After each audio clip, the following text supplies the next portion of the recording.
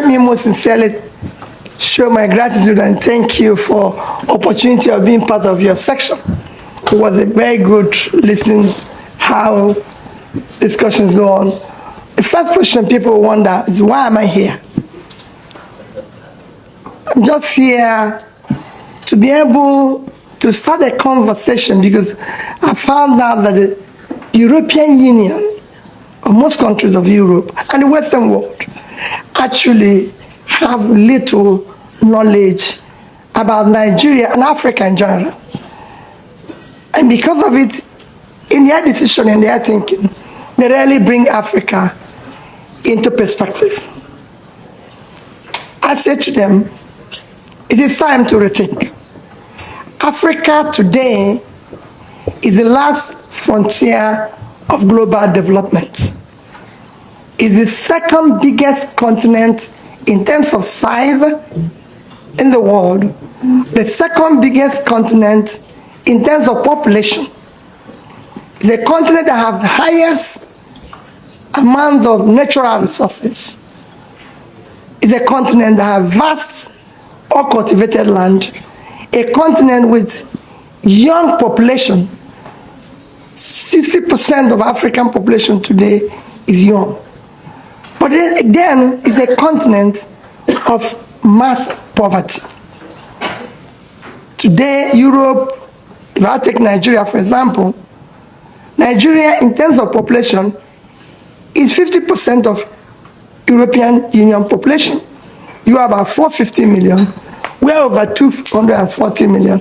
So we over have 50% of your population. In terms of land size, Nigeria, Europe is about 4-point-something million square kilometers. Nigeria is about a quarter of that. Just Nigeria. But when you come to in terms of wealth, while Europe have a per capita of over $40,000, Nigeria, which is over 50% of your population, our per capita is below about 2.5% of that of Europe. So you could see the potential, with all the resources, the potential for growth. The nearest continent to Africa, to Nigeria, is Europe.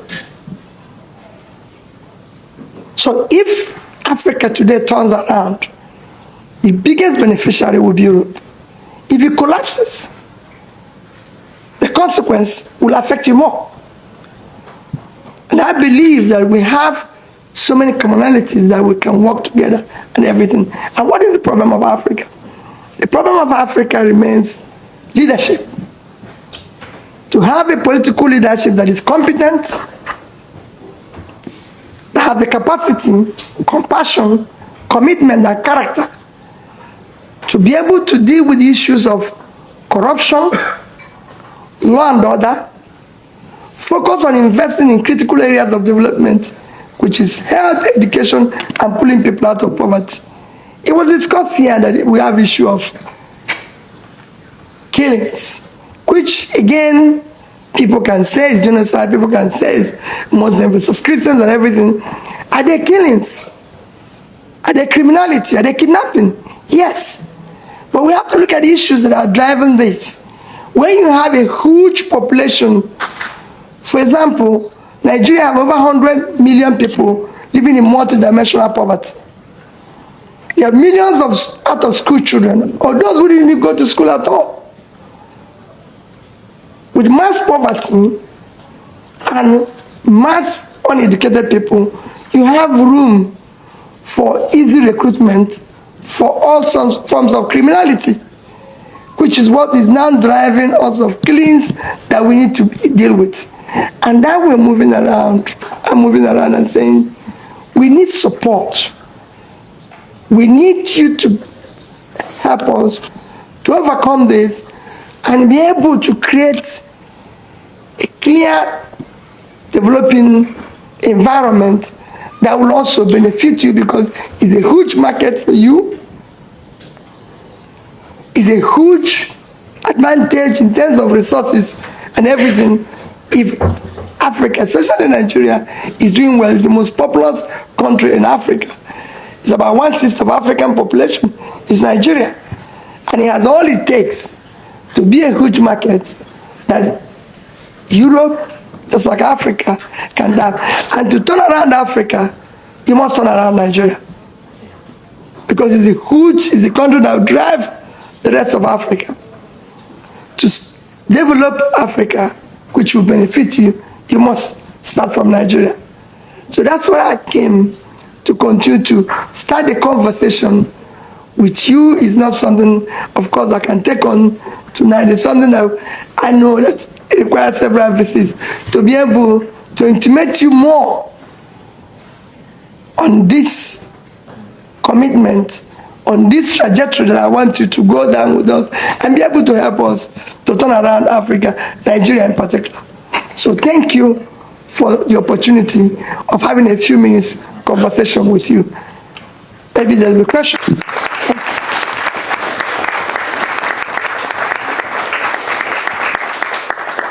Thank you very much. The present government, the Tinubu regime and Seyi Makinde, must stop playing politics with the lives of Nigerians. What is playing out is simple politics.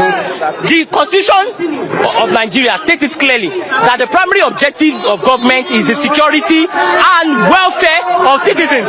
So if you cannot take care of that, leave. It's as simple as that. We cannot have 47 children in the forest and political bandits are holding primaries. Because these political bandits are worse than the bandits that are in the forest. In fact, ideologically, they were the ones who created the bandits that are in the forest. So what we are saying is that our children must not be used as pawns in their chess game. Release them immediately. And we are saying this clearly, especially in the southwest. Do not start the negotiation tool. Insecurity in Nigeria has now become an economic, a commercial chain where you have kidnappers, you have lobbyists, you have security officers, you have negotiators, you have people who steal even from the negotiation. That is not what we want. We don't want insecurity, we don't want kidnapping to become an economic, a commercial chain. We are saying that stop insecurity now, release these children now. So now, the question right now is, I know you have some demands. What are those demands? I need you to itemize those demands right now and let Nigerians know exactly what your demands are. Itemize them. Number one, release our children and teachers immediately. 2, rehabilitate them. 3, compensate all of them.